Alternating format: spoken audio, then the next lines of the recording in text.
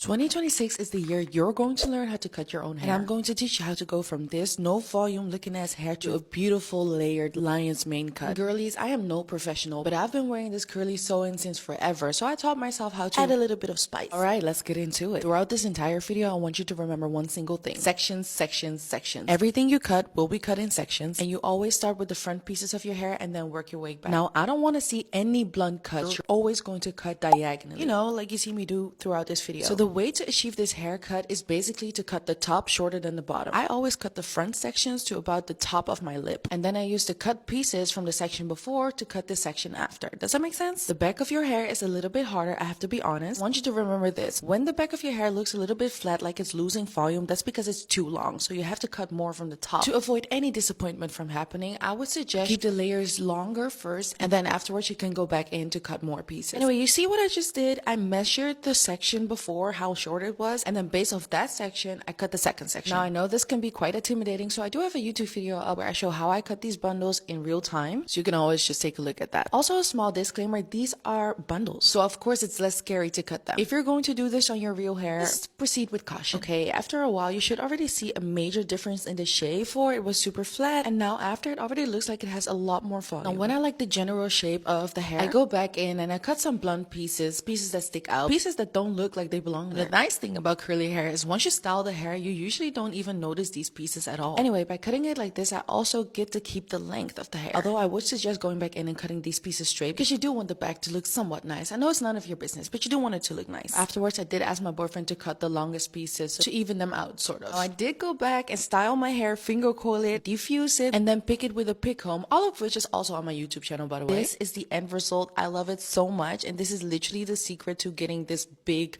luscious hair.